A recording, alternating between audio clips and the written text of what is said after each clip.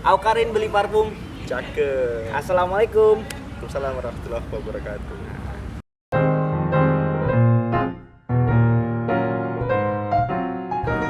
Assalamualaikum teman-teman. Kembali lagi di Bincang Gema 2020 bersama saya Fajri Ramadan, Menteri Komunikasi dan Informasi BMKM Musri 2020. Oke, pada sore hari ini kita kedatangan tamu yang spesial di sebelah saya. Ini.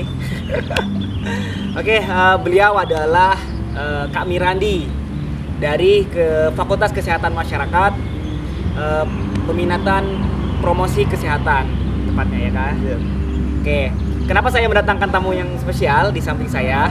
Jadi gini teman-teman, pada hari ini ataupun belakangan ini Indonesia itu diresahkan oleh wabah COVID-19 ya Kak ya, atau bisa disebut adalah virus corona. Jadi saya melihat situs Kemenkes ataupun covid19.go.id itu ya, per 27 Maret 2020 Kak, di Indonesia itu yang dinyatakan positif itu udah banyak Kak. Sudah banyak sekali, hampir ratusan. Emang sudah ratusan nih Kak ya. Itu mencapai jumlah 893. Saking banyak Kak. Saking banyaknya. Jadi diresahkan dengan virus Covid ini. Dan yang sembuh itu 35 orang Kak. 35 orang. Yang meninggal itu 78. 78. Wah. Nah, ini Kak. Ini pandangan kakak sebagai mahasiswa kesehatan masyarakat menanggapi wabah COVID-19 atau virus corona ini yang terjadi di Indonesia ini Kak. Oke. Masuk ya Kak Basri. Makasih juga dari Menteri Andalan saya nih. Kita pahami dulu COVID-19 itu apa. Jadi COVID-19 ini adalah infeksi yang disebabkan oleh virus SARS-CoV-2, di mana ini ditemukan pertama sekali diidentifikasi itu di kota Wuhan, Provinsi Hubei, Cina pada Desember 2019. Virus ini menyebar dengan cepat ke berbagai belahan dunia, berbagai negara, termasuk negara kita yang pada hari ini sudah mencapai 800-an lebih ya Kak. 800-an lebih. Nah, itu jumlah yang sudah cukup banyak dari hari-hari sebelumnya gitu. Artinya cepat sekali dia menyebarnya. Jadi COVID ini juga adalah virus yang menyerang saluran pernafasan, di mana pada tahun 2002 itu ditemukan juga di negara Cina itu dengan nama SARS-CoV, dan pada tahun 2012 itu ditemukan juga di Timur Tengah dengan virus yang bernama MERS itu. Ini sama-sama menyerang saluran pernafasan. Sama kayak Saluran pernafasan itu baik bisa saluran pernafasan yang pneumonia ataupun juga saluran pernafasan sindrom yang sangat akut kayak gitu. Jadi pandangan saya sebagai mahasiswa kesehatan masyarakat dalam hal ini juga sebagai promosi kesehatan, masyarakat kita ini juga kurang edukasi. Kenapa dia dikatakan kurang edukasi?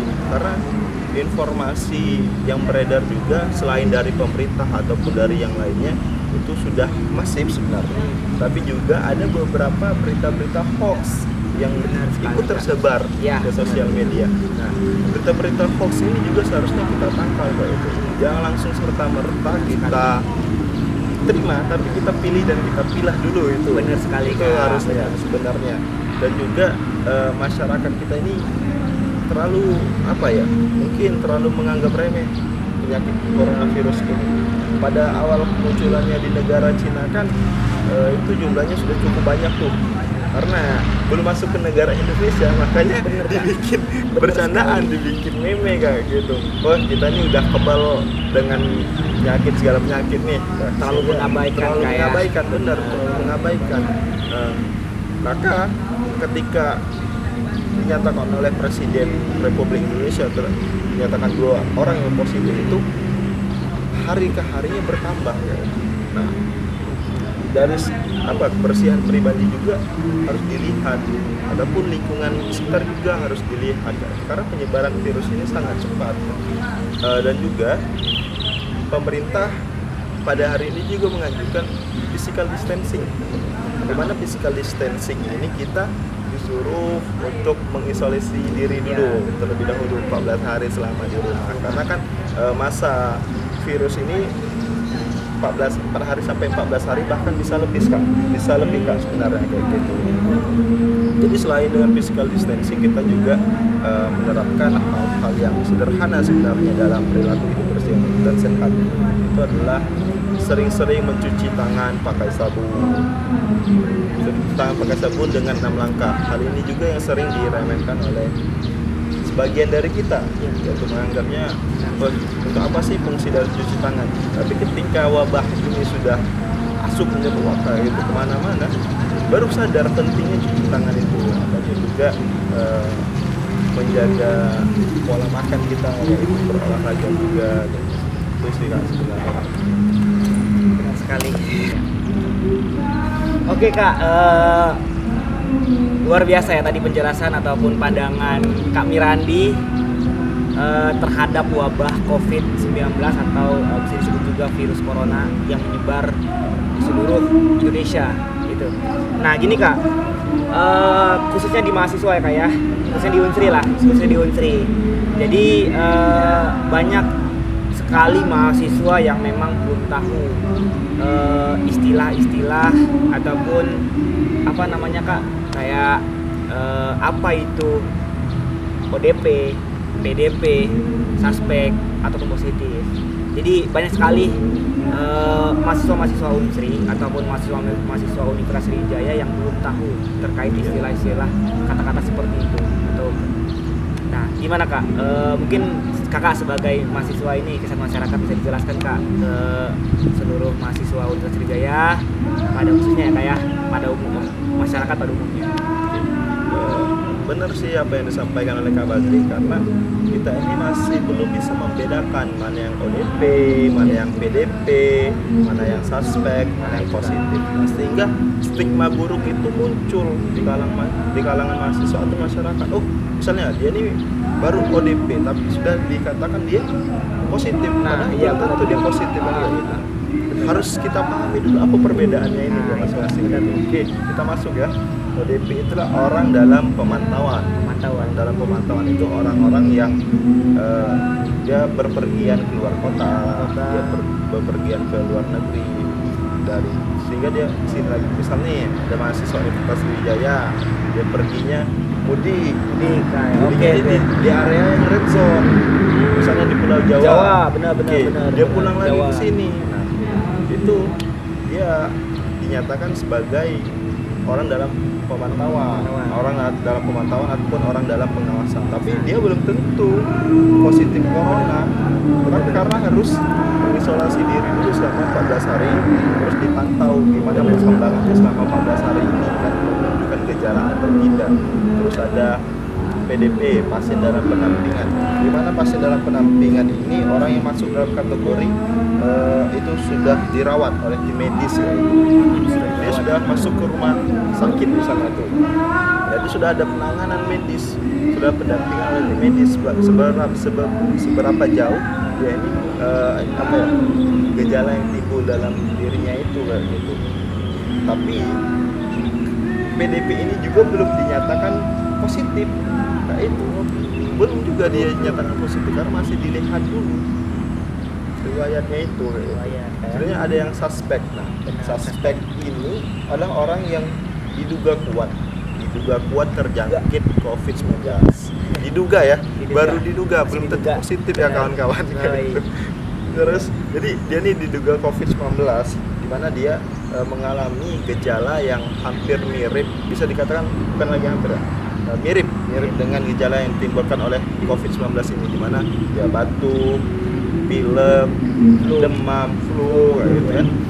Terus suhu badannya lebih dari 30 derajat Celcius, yaitu sesak pernapasan, sesak dadanya, tapi dia sudah melakukan kontak dengan orang-orang yang di sekitarnya kayak gitu. Tapi belum tentu juga dia dinyatakan positif corona ini, tapi dia sudah mengarah ke situ kayak gitu. Nah, bagaimana harus dikatakan dia positif? Itu kita harus melihatnya secara secara klinis dan juga laboratorium. Dilihat secara pemeriksaan secara klinis dan laboratorium.